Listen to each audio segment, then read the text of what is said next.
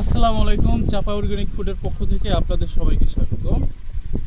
ঠিক এইরকম অনেক সরিষার গাছ যখন একসাথে থাকে এবং সেই মাঠের আশেপাশ থেকে যখন মধু সংগ্রহ করা হয়, সেই মধুটাকে বলা হয় সরিষা ফুলের মধু।